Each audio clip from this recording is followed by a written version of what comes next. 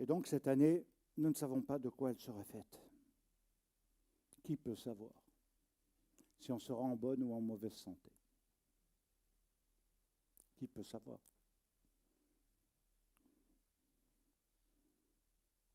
Et c'est pourquoi il est important de se placer réellement devant l'Éternel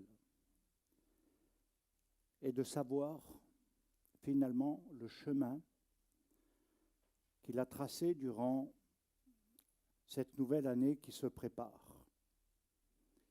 Et en même temps, de nous amener à réaliser que nous allons, qu'on le veuille ou pas, entrer dans les jours qui viennent. Et tout dépend de la manière dont ils seront vécus. Tout dépend de la manière dont nous marcherons aussi avec l'Éternel. Tout dépend également des réparations que nous allons faire, ce que l'on appelle les tikkunim, c'est-à-dire réparer son âme, c'est vrai, mais l'âme se répare en fonction des choses que l'on peut réparer aussi dans le monde physique. Ce n'est pas que spirituel.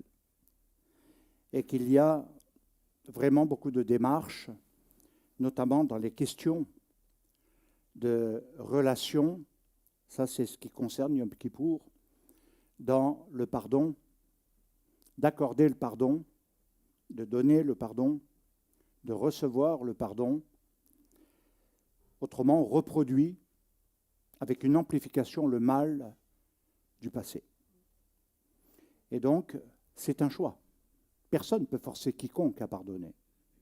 Bien que Yeshua nous l'ait beaucoup enseigné, on ne peut pas forcer, mais je crois que c'est une prise de conscience de savoir régler les choses pour ne pas être devant l'ange accusateur qui, toute l'année, se tient là pour mettre nos fautes devant l'Éternel. Donc c'est des moments aussi très, très importants pour se réparer et en même temps découvrir peut-être une vie, une paix intérieure que l'on n'a pas connue dans le passé, parce que bloquée. Et c'est pourquoi le thème d'aujourd'hui va nous conduire quand même dans quelque chose d'important. C'est le « je suis » de Dieu, le « Anoché », qui nous montre qu'il y a deux voies, qu'il y a le chemin de la bénédiction et de la malédiction. Et ceci se met également dans cette perspective du mois d'Elul, et où il nous est dit de voir ce chemin. Pas de voir seulement physiquement un chemin qui aura une limitation, mais de voir jusqu'où nous allons marcher. Et cela veut dire durant toute l'année. Alors en même temps, il y a une paracha qui s'appelle Réé et qui nous amène à comprendre qu'il y a beaucoup de choses en rapport avec la vision, la vue, tout le système qui est lié à notre anatomie de l'œil, mais également dans nos fonctions intérieures, internes, et qui vont constituer, dans bien des domaines, la mémoire. La mémoire visuelle, mais souvent elle est accompagnée de la mémoire auditive. Il y a ce que je vois, il y a ce que j'entends. Ce que j'entends, je le vois, ce que je vois, je l'entends. Et c'est pourquoi il nous faut avancer et comprendre un certain nombre de choses, parce qu'il est dit « Re'e anochim noten li penechem ayom racha ukla » Cela veut dire « Vois, je suis, non pas devant toi, je suis assis devant toi, aujourd'hui. » Et si on veut être plus juste sur la traduction du terme « ayom », le « aujourd'hui », c'est une bénédiction ou une malédiction. Il est assis, aujourd'hui. Et il y a ce qui va être vu ou pas. Dans quel chemin nous allons marcher. Voilà ce que, quelque part, nous devons retenir. Alors, en même temps, il nous est quand même dit qu'il y a quelque chose de fondamental. C'est la manière dont nous voyons je dirais la manière réellement dont Dieu nous conduit, où Dieu veut nous conduire, parce que ce n'est pas tout de demander au Seigneur, montre-moi ta volonté, qu'est-ce que je dois faire, est-ce que je dois prendre telle ou telle décision par rapport à ça, qu'est-ce que je dois faire, comment je dois me comporter. Ce n'est pas que ça.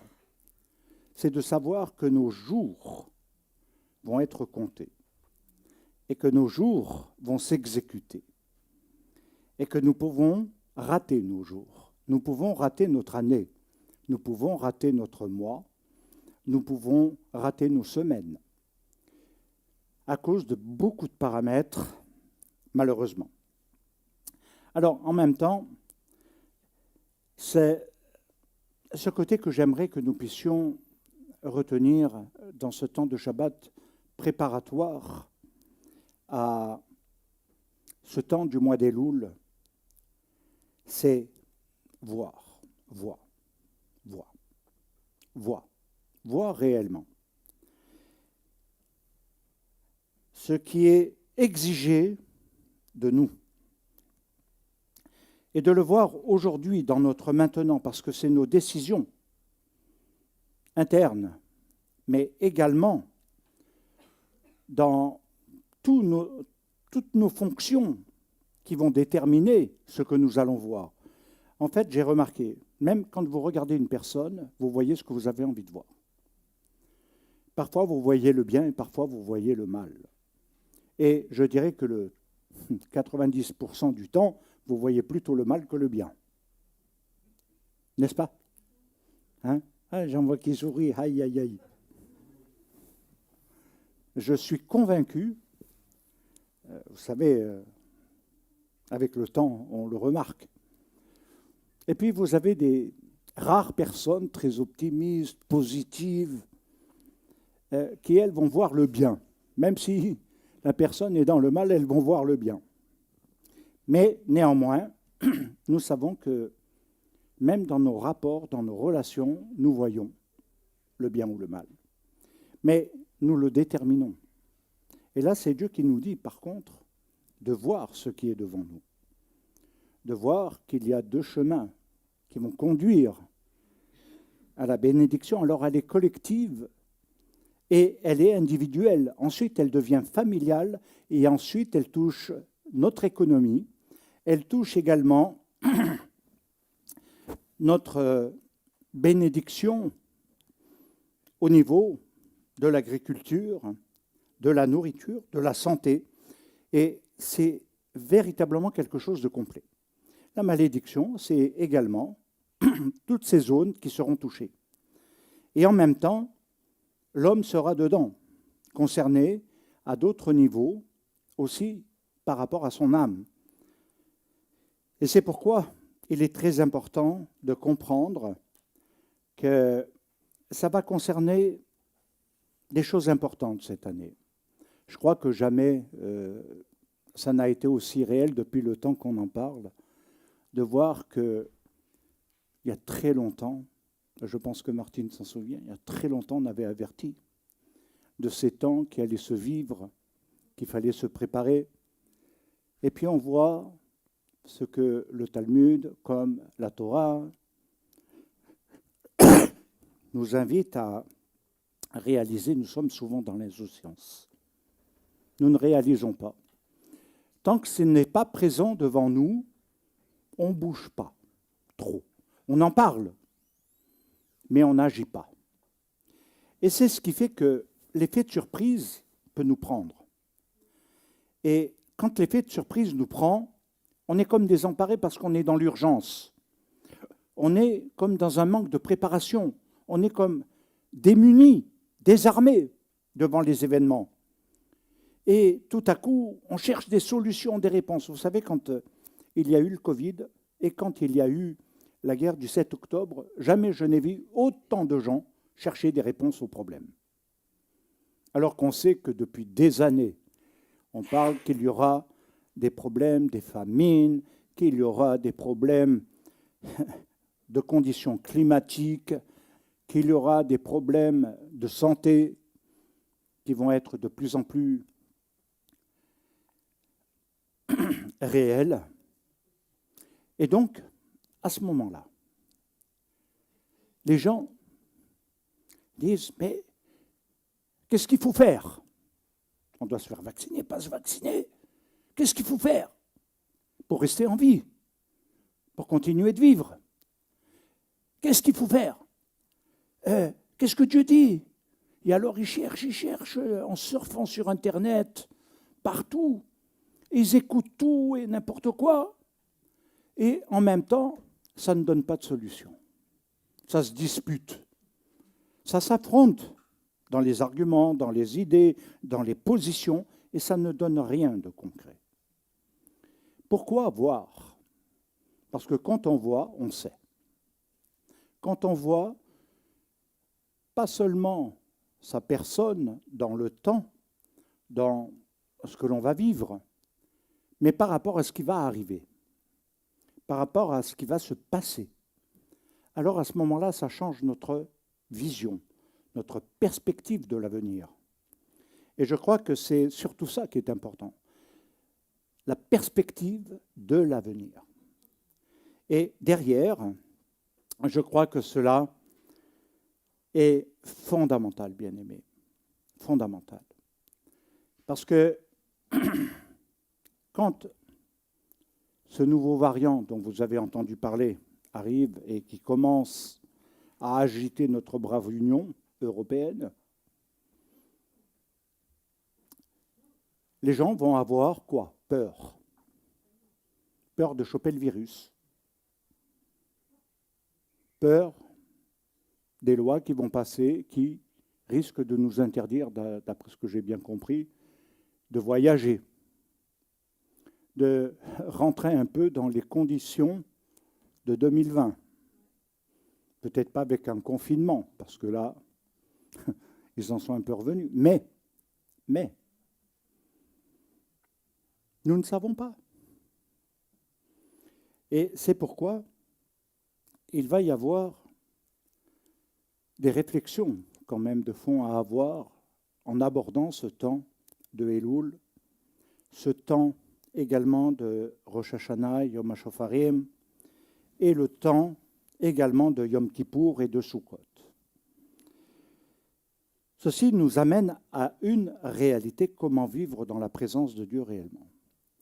Comment être béni, réellement béni, et ne pas être touché par les fléaux comme on l'a lu dans la Torah. Parce qu'il y a une expression hébraïque qui a été très forte, les fléaux de l'Égypte que tu connais bien. Les fléaux de l'Égypte que tu connais bien. Et Dieu veut nous en préserver. Mais pour être préservé des fléaux, il faut être dans la position de la protection divine. Il faut être dans quelque chose qui assure cette protection. Et je crois que c'est très important parce que c'est ce qui va déterminer énormément de choses.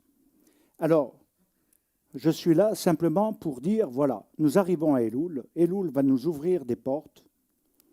Et derrière, nous allons décider. Individuellement, peut-être en couple, en famille, parce que ça implique des choses, bien entendu. Et puis, ça va nous amener à des décisions. Est-ce que nous allons régler les choses du passé une bonne fois pour toutes? Vous avez des gens qui ont des avenirs bloqués et qui resteront bloqués et qui bloqueront peut-être davantage d'autres perspectives parce qu'elles restent derrière ce qu'on appelle en hébreu une porte. Et ça, c'est un des cours que je vais donner dans TMPI et Shiva sur les veines de l'être, comme vous ne l'avez pas entendu encore. D'une autre manière, de découvrir que de toute façon, on est toujours dans le temps de Elul, dans le seuil de la porte. C'est-à-dire, soit je reste du côté de la porte dans mes vécus, je ne dis pas mon vécu, mais mes vécus. Chacun reste devant ses vécus. Chacun reste avec ses blocages. Chacun reste avec ses problèmes qu'il ne veut pas vraiment régler. Bien sûr, on veut toujours sur un plan psychologique et ceci et cela, mais la démarche, elle n'est pas intégrée. Et l'effort n'est pas non plus. Alors on reste là. Et puis il y a l'autre niveau, celui qui nous amène à la connaissance divine, à la connaissance de Dieu, qui nous montre qu'il y a une délivrance possible, qu'il y a des changements possibles et qu'ils peuvent être vécus de manière très différente. Alors c'est pourquoi il y a des choses qui sont fondamentales au travers de tout ça, c'est de réaliser aussi notre attitude, parce que dans la bénédiction comme dans la malédiction, c'est une question de foi. Il y a la foi dans comme disait Arrêt tout à l'heure, la foi, la confiance en Dieu dans l'avenir. Et c'est une question à se poser, est-ce que j'ai vraiment confiance en Dieu pour l'avenir? Ou est-ce que j'ai peur de l'avenir? Est-ce que j'ai la crainte de l'avenir? Est-ce que l'avenir me réserve quelque chose de bon? Ce sont des questions qui hantent beaucoup les gens. Et je dirais que nous avons besoin, à un moment donné, de réaliser que derrière, ça va dépendre de quelque chose qui est lié à l'obéissance. Mais obéir à quoi? Vous savez, j'ai parlé avec pas mal de gens, et autant des rabbins que des pasteurs, que des chrétiens, que des gens de tous bords, hein, même qu'on n'imagine pas. C'est une question qui vient rarement, l'obéissance. Elle est présente dans le monde juif parce qu'on sait à quoi obéir. On sait que pour obtenir certaines bénédictions, que pour avoir l'approbation divine, il faut marcher dans ses commandements. Ça fait partie de mon héritage. C'est l'héritage d'Israël. Le fait qu'on ait voulu nous déshériter de cet héritage nous a amenés à avoir une forme de choix libre. C'est-à-dire qu'on ne se sent pas obligé d'obéir, mais que Dieu bénira parce que je crois en lui. Je pourrais dire ce n'est pas suffisant. Voilà ce que la Torah nous amène à réaliser dans ce temps. Mais en même temps, il ne faut pas obéir sans une compréhension de ce que l'on fait. Obéir au commandement divin, il faut comprendre le sens du commandement, sa profondeur, sa signification et le pourquoi. Pourquoi Dieu nous a donné des commandements. Même s'il y a 6 termes qui vont définir un petit peu tout ça, il nous faut savoir que c'est pour la vie, c'est pour nous préserver, c'est pour également nous garantir la bénédiction. Et ça amène un statut spirituel très différent.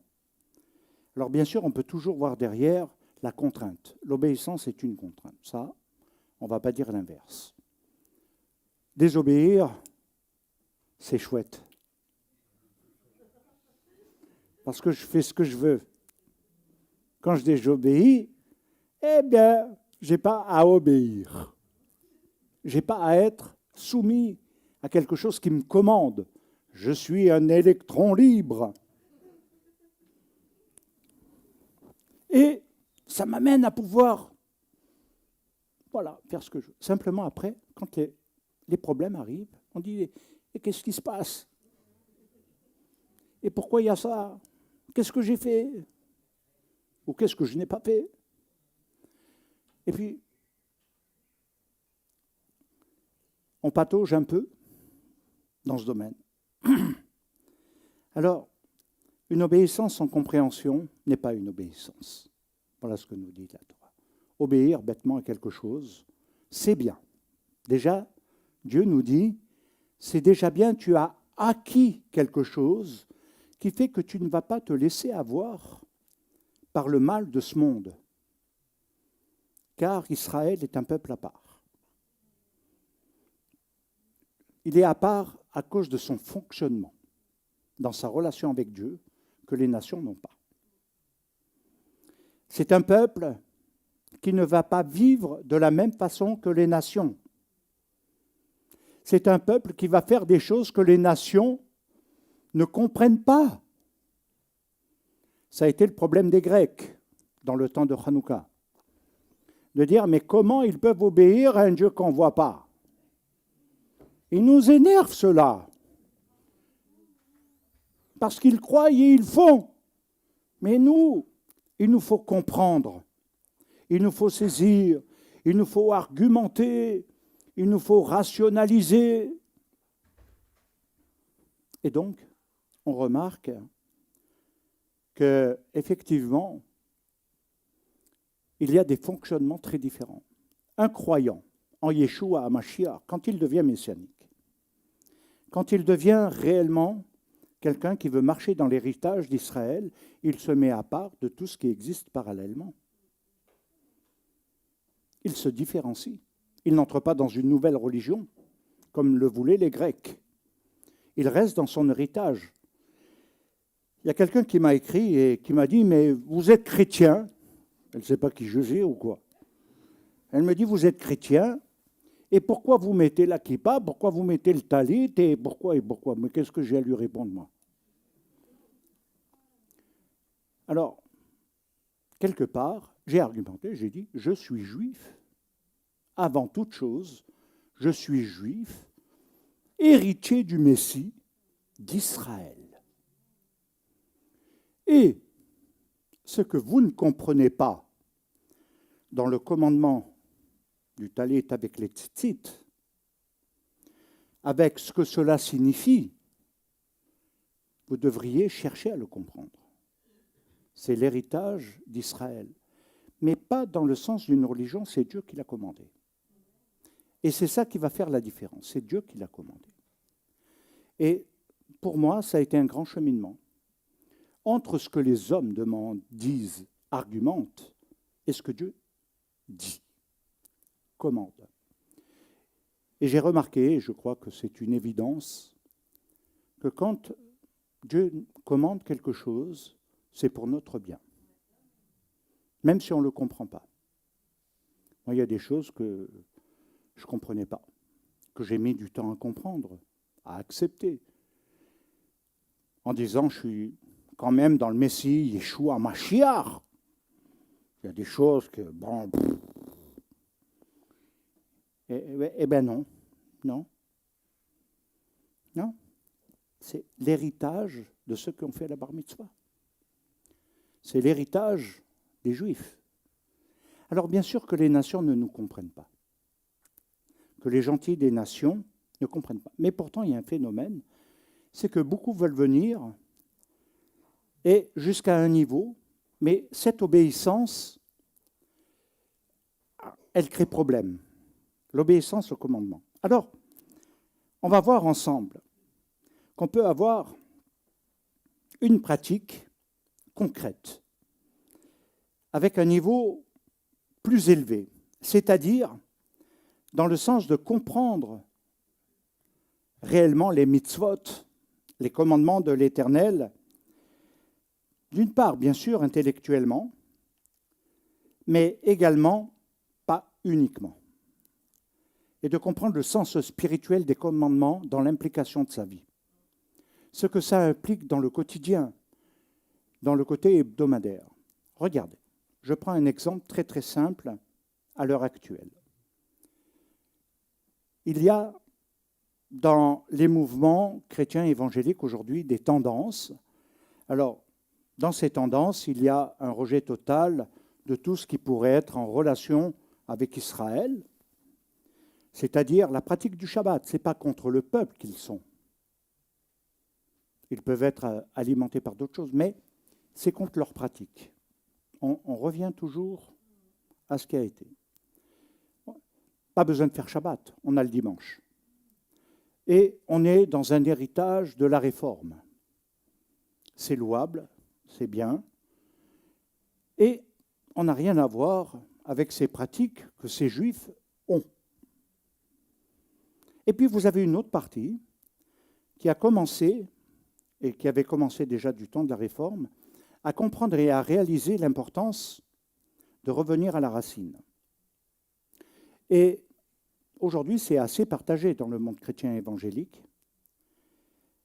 Pour les Américains, c'est encore très différent. Mais il nous faut voir qu'une partie commence à dire, oui, il y a un sens au Shabbat. Beaucoup de chrétiens commencent à réaliser que Dieu n'a jamais donné le dimanche comme jour de repos. Que ce sont des choses qui se sont établies par des non-juifs qui réinterprètent et ils reviennent progressivement, mais alors ils ont du mal à revenir à tout. Alors ils ne sont pas hostiles, déjà c'est bien, pas hostiles à Israël.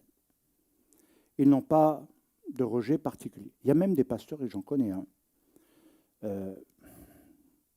il est plus juif messianique que les messianiques. Dans le concret. Et c'est étonnant, parce que j'ai passé 4 heures avec lui, et il m'a expliqué son cheminement. Il m'a dit, ça a été dur pour moi, non-juif. Ça a été très dur. Moi, pasteur, formé dans un haut niveau, de quelque part complètement changer d'itinéraire. Comprenez bien le sens de l'itinéraire, hein, de changer d'itinéraire. Et d'en arriver à dire, je dois faire le Shabbat. Les fêtes de l'Éternel et un certain nombre de choses qui ont été totalement négligées. Alors je crois que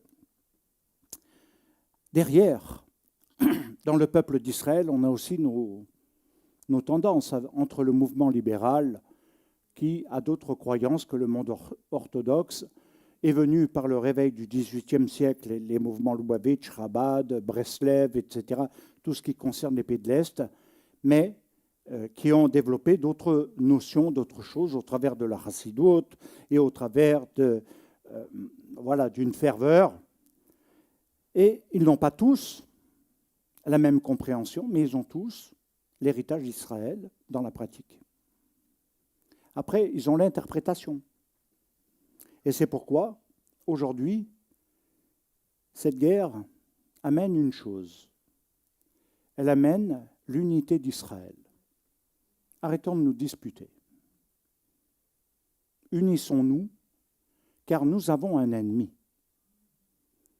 Et ils savent très bien que cet ennemi, ce n'est pas seulement le Hamas, le Hezbollah, c'est l'antisémitisme, l'antisionisme, l'antijudaïsme. Et il s'est révélé dans les nations, comme jamais. Qui aurait pensé voir aux États-Unis un tel déferlement de haine et de violence en France? Le nombre d'alias en France est phénoménal. Et même s'ils disent on n'est pas plus en sécurité en Israël à cause de la guerre, à cause de cette pression qui est là, permanente, ils disent au moins on est sur notre terre, on ne nous rejette pas en tant que juifs. Donc vous voyez, le juif, dans le monde des nations, a un statut un peu particulier parce qu'il ne vit pas, il n'est pas comme les gentils des nations. Et les gentils des nations le rejettent consciemment ou inconsciemment, peut-être à cause de l'histoire, des préjugés, je ne sais pas. Mais néanmoins, il y a cette tendance prophétique que Dieu a donnée, à laquelle nous appartenons dans le Messie Yeshua, qui devrait nous réconcilier, qui devrait nous amener à avoir un autre avenir que celui du passé, de ce rejet, mais plutôt d'être protecteur. Alors en France, il y a quand même des avancées de ce côté-là, dans certains mouvements qui s'engagent, peut-être pas suffisamment pour Israël, mais en tout cas qui ne prennent pas de position pour juger Israël, malgré tout ce qui peut se passer. On peut avoir des opinions, mais ça s'arrête là. Alors, on peut voir, au travers de cela maintenant, l'avancée dans les racines juives. Parce que qu'est-ce qu'elle implique? Eh bien, d'être à part. Venir, appartenir à ce peuple, à sa coutume, à sa tradition, au commandement de l'Éternel, au Dieu d'Israël, ça veut dire adopter. Ça veut dire adopter tout ce que Dieu a commandé, tout ce que Dieu a dit. Après, on peut être comme dans le monde rabbinique, dans la discussion, dans la dialectique, dans des réflexions de pratiques, de halakha, ce que nous allons faire, de choses où il nous faut peut-être regarder avec un regard un peu différent sur certains points par rapport aux non-juifs et par rapport aux juifs. Un juif, il a l'obligation, c'est clair. Un non-juif n'a pas l'obligation ou la même obligation.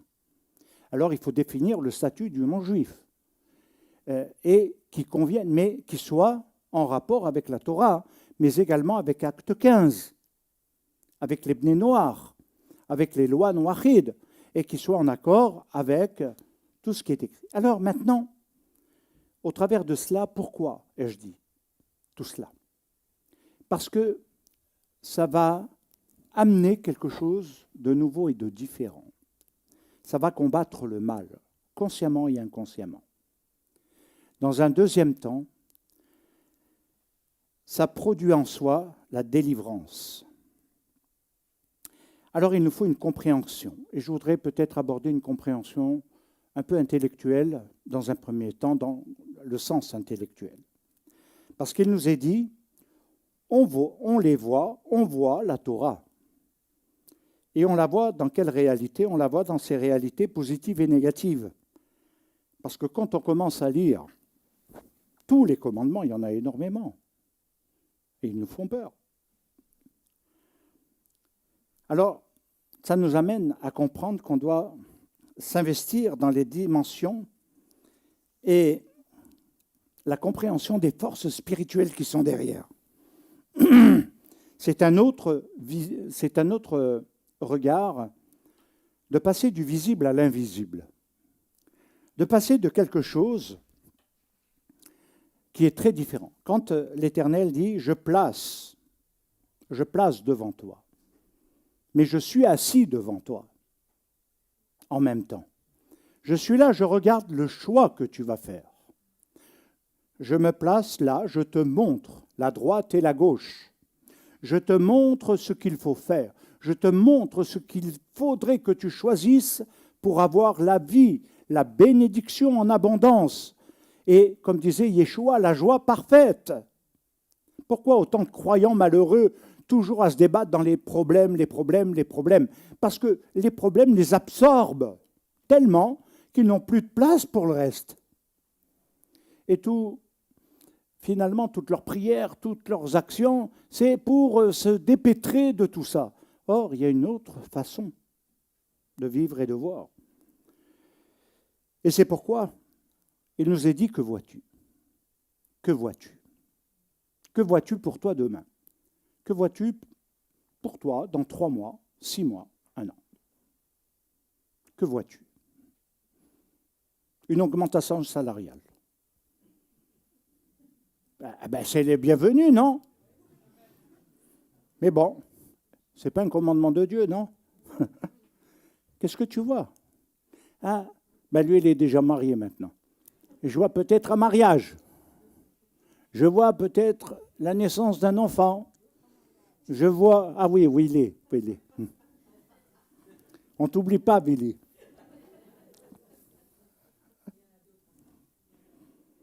Mais je sais que tu es exigeant, donc je... Et vous comprenez, on peut voir les événements qu'on a planifiés, qui sont planifiés quelque part en nous, dans notre cœur.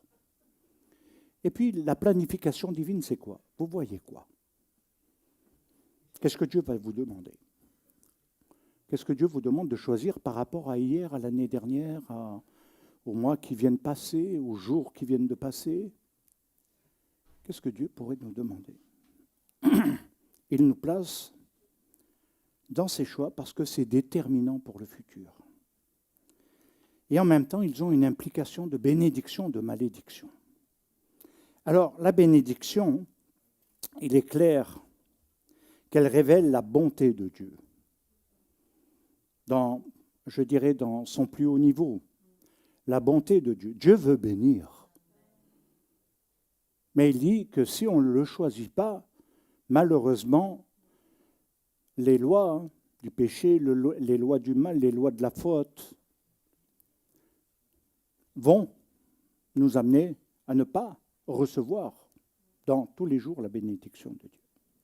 Alors, il révèle, c'est vrai, sa bonté,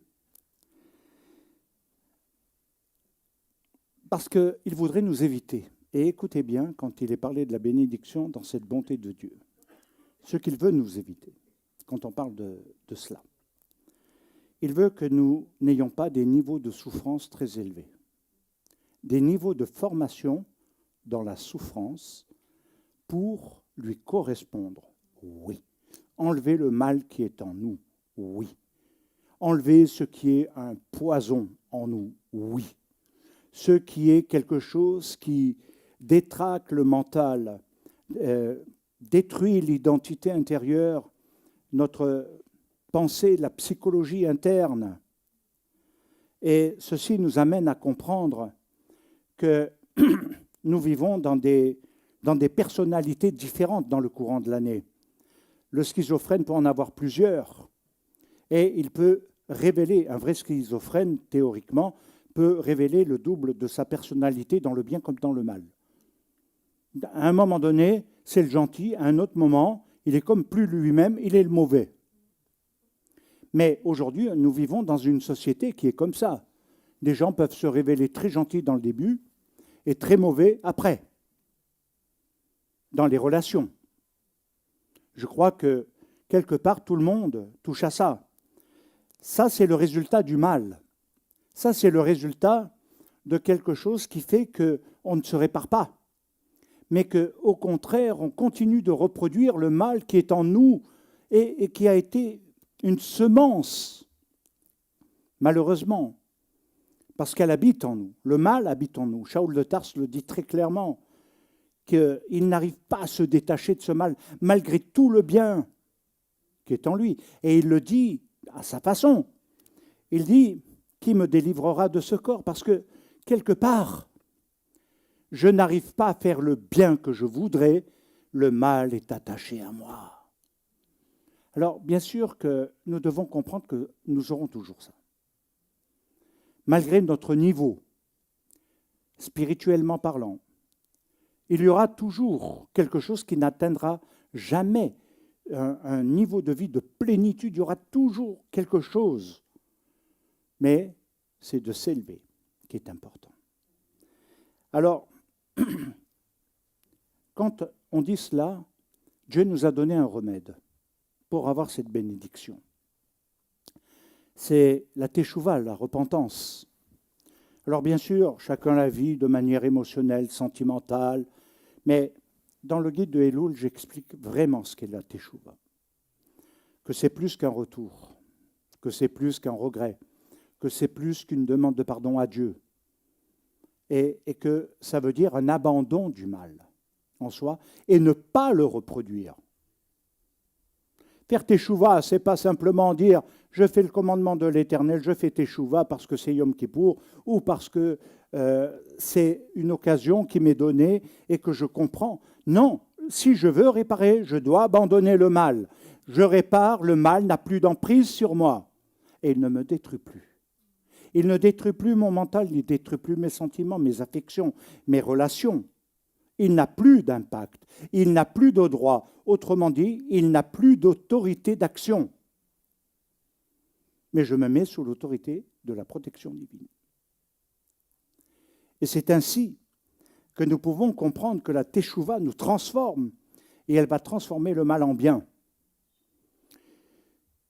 C'est difficile d'abandonner le mal quand on l'a tellement chéri, tellement côtoyé. Il fait tellement partie de nous-mêmes que c'est presque nous.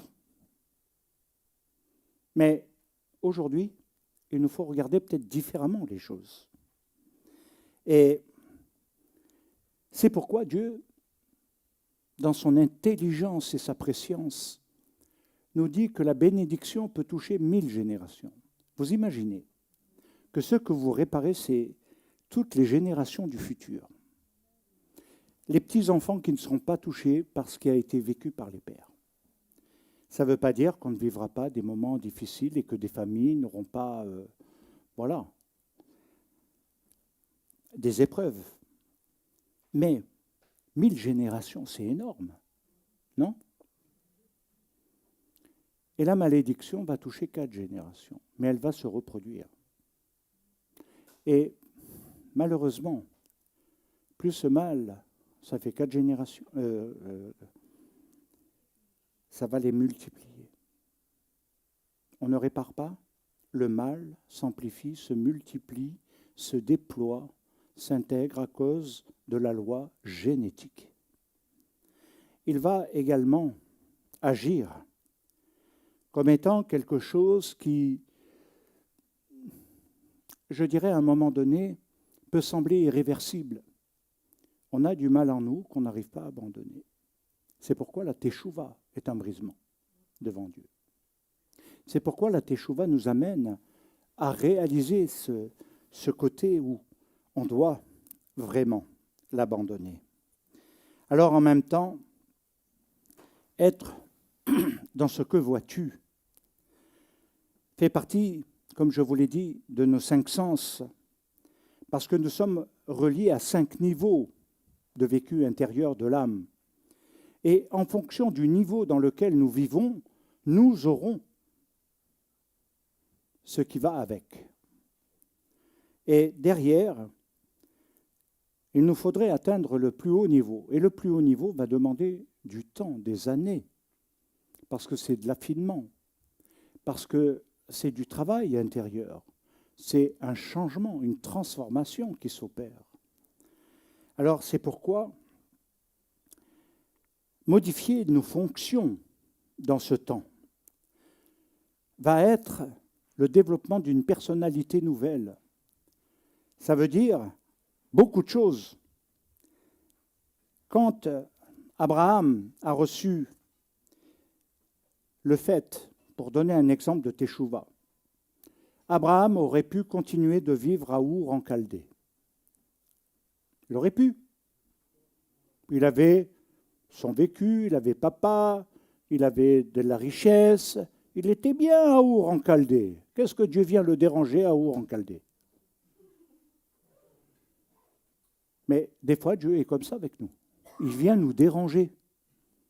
Il vient nous déranger quand on n'a pas envie d'être dérangé.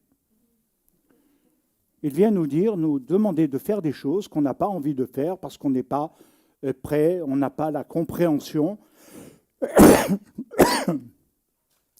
Et je dirais même l'envie. Et pourtant, regardez.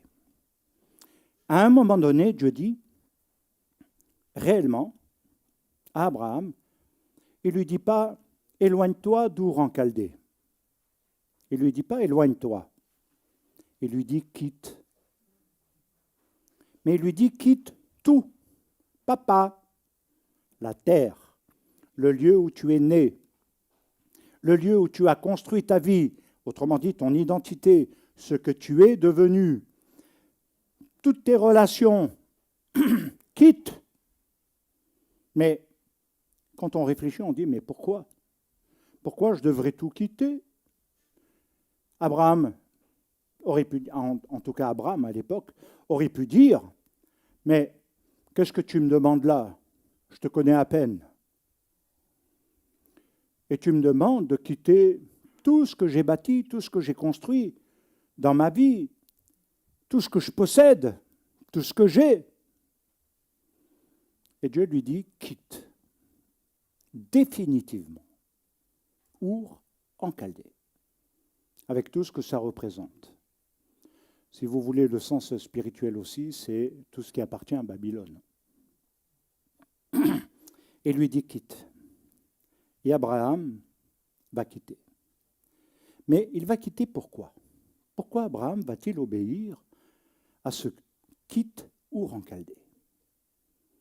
Parce que Dieu lui dit une chose, tu vas construire quelque chose de nouveau.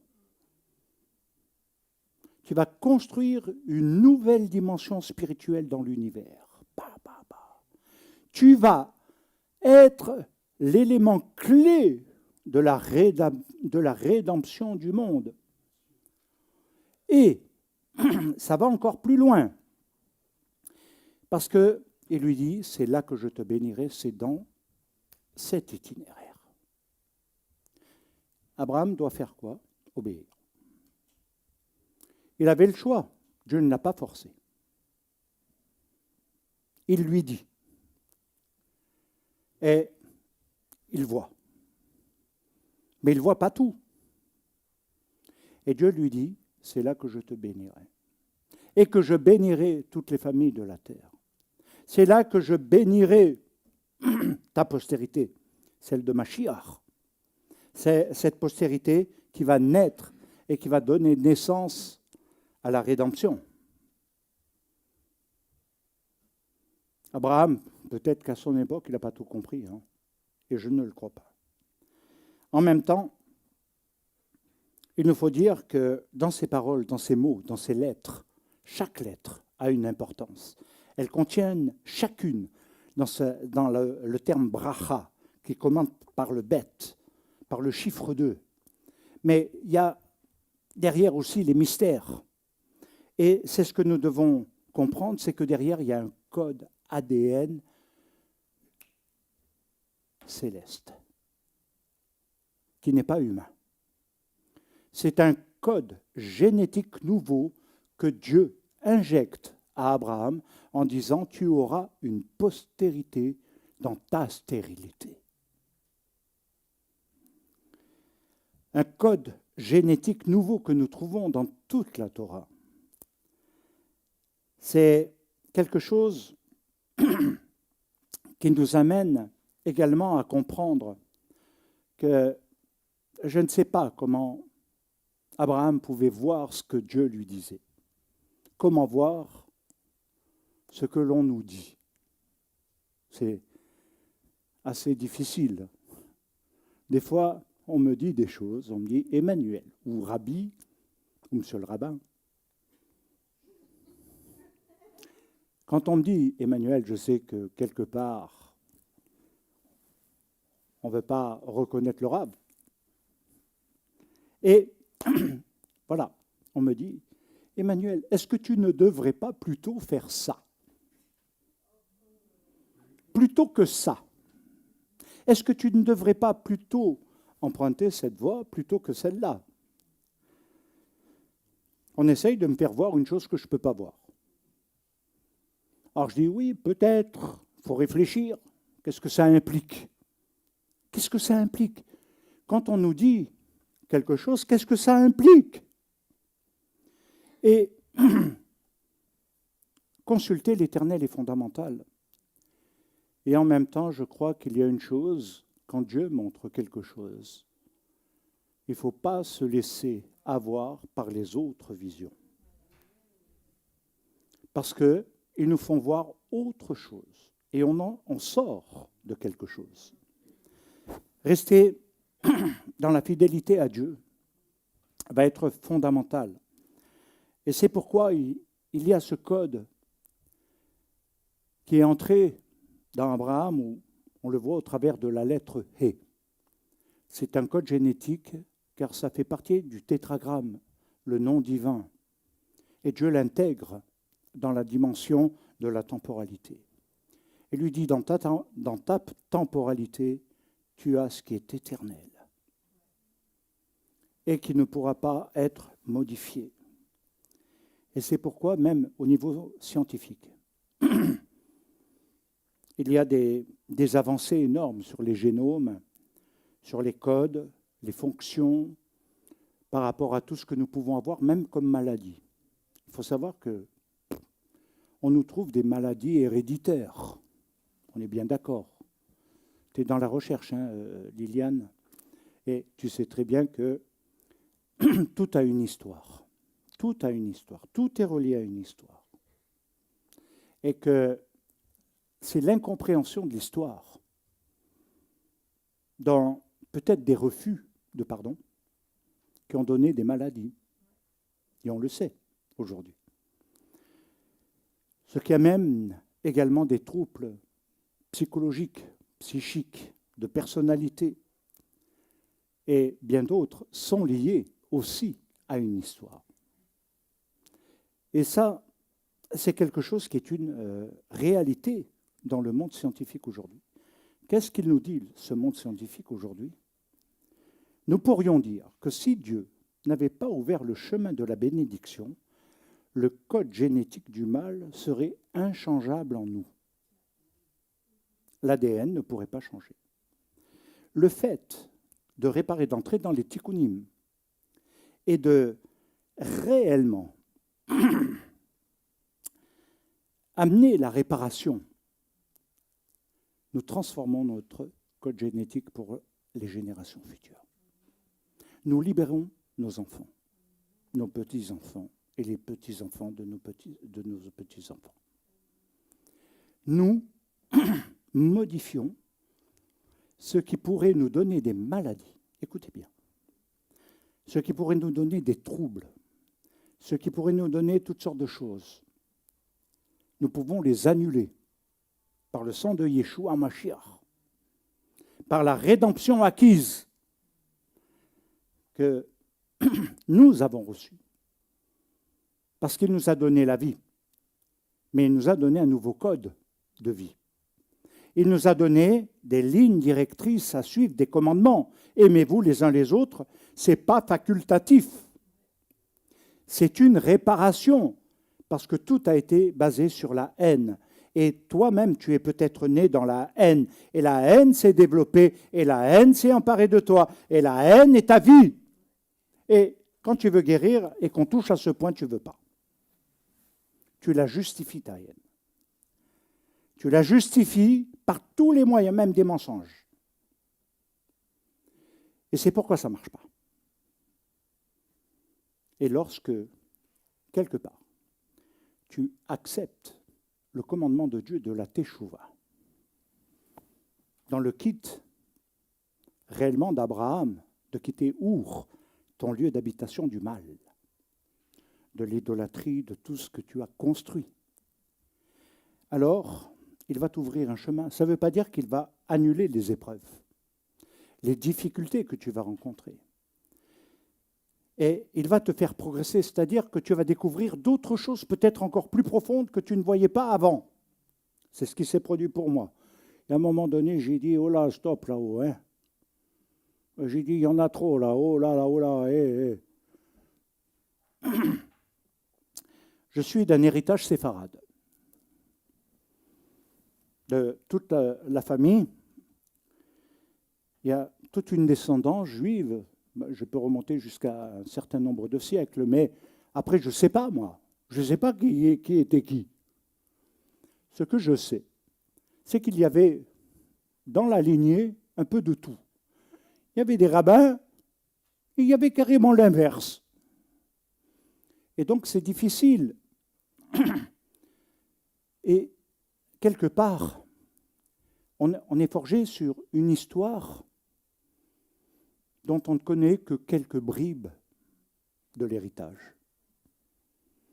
Et c'est pourquoi Dieu nous a donné la bénédiction, parce que la bénédiction, quand on veut y entrer au travers, premièrement, de l'élément de la Teshuvah, alors à ce moment-là, nous allons annuler le code génétique de l'accusateur et du mal.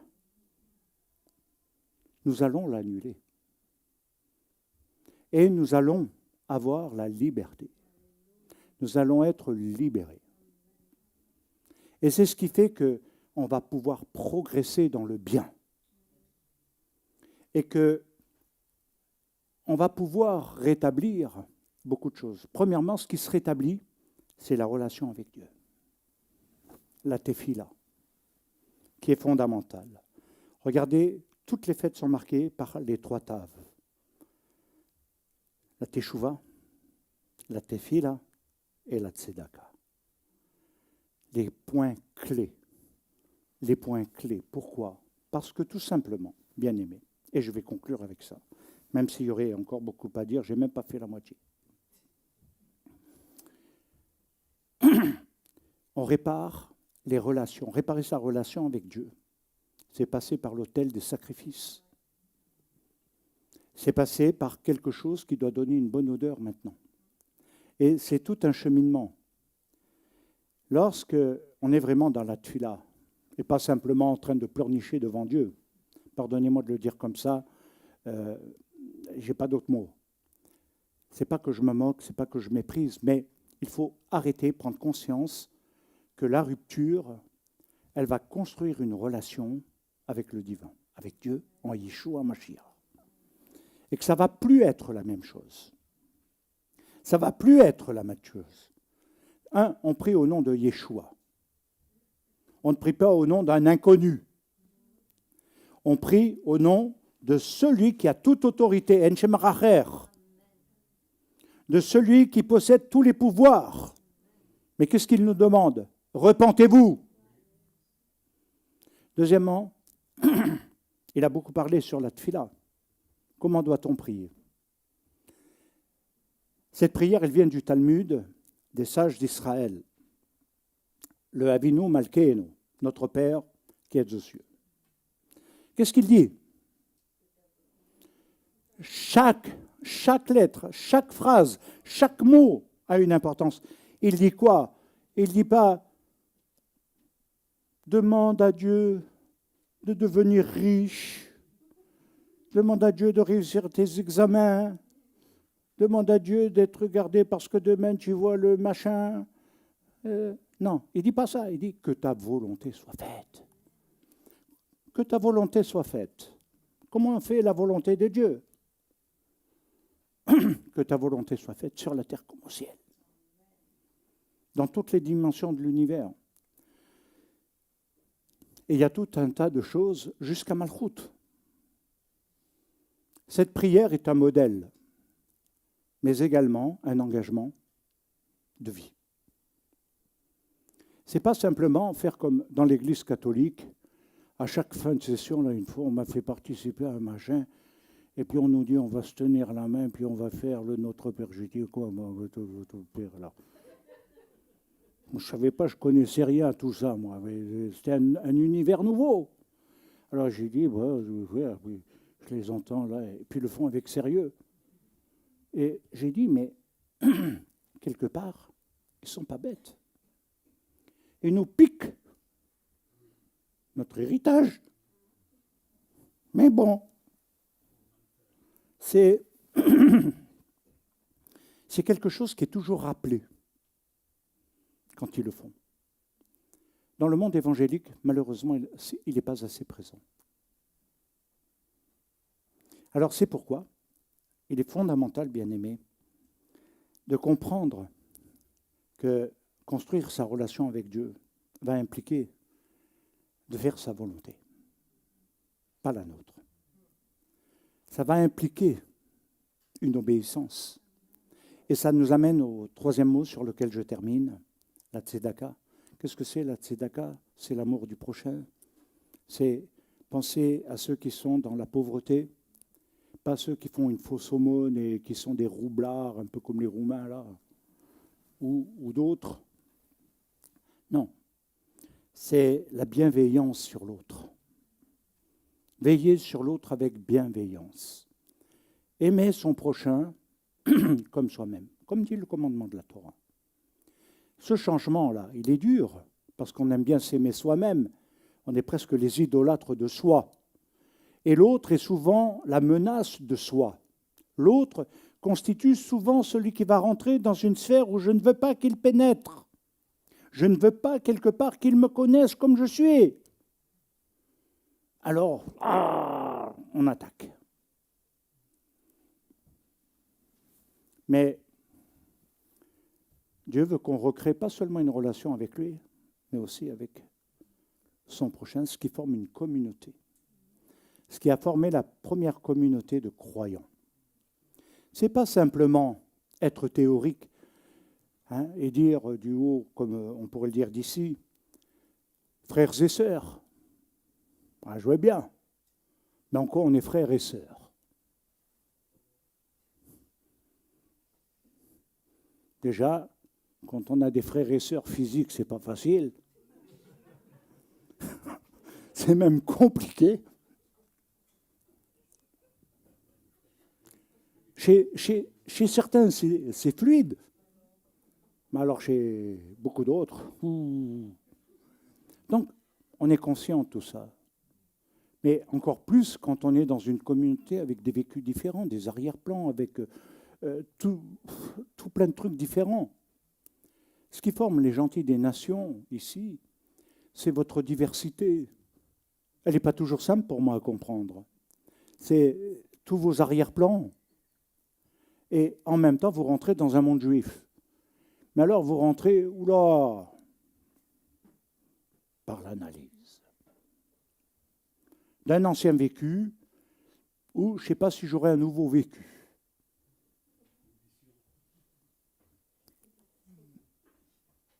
C'est la vraie question.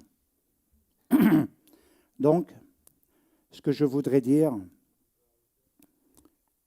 dans la réalité, ce qu'Abraham a eu, ce que tous ceux qui ont suivi, et Yeshua, Mashiach encore plus, c'est qu'en rendant la Torah vivante, ils se sont mis en relation avec la pensée qui est devenue un mouvement avec l'image. Quand ils ont vu, ils ont l'image. L'image de Yeshua, l'image du Dieu invisible. Ils ont l'image du chemin qu'il a créé, inauguré, une route nouvelle jusqu'à Malchut, jusqu'à son règne. Et c'est ce qui nous conduit à la bénédiction, à la bracha. Médicalement parlant, je ne peux pas m'empêcher de le dire et d'éviter de conclure trop vite. Ils ont fini trop tard l'office. Mais je vais quand même... Quand on est à partir de cela, dans la vision de Yeshua, la vision de la Torah, la vision de la Bible, la vision de Dieu, alors on ouvre le chemin de la bénédiction. Et cela veut dire qu'on va se réparer, ça va nous redonner la santé là où on l'a perdue. Ça va réparer nos codes génétiques. Ça va amener quelque chose de différent. Mais ce n'est pas uniquement là. Au niveau physique que cela agit, c'est aussi dans le domaine de tout ce que l'on pourrait appeler le psychique et également de toutes les dimensions spirituelles. Beaucoup ont touché à l'occultisme, le spiritisme, ont touché à des sciences occultes diverses, même la cartomancie, connaître l'avenir. Beaucoup ont touché à l'astrologie, la cartomancie, etc. Même ont cherché dans les lignes de la main l'avenir. Et ils ne le connaissent pas. Mais ils croient à ce qu'on leur dit. Et ils ouvrent un chemin. Et beaucoup ont eu des malheurs. Le fait de changer va rétablir un véritable avenir.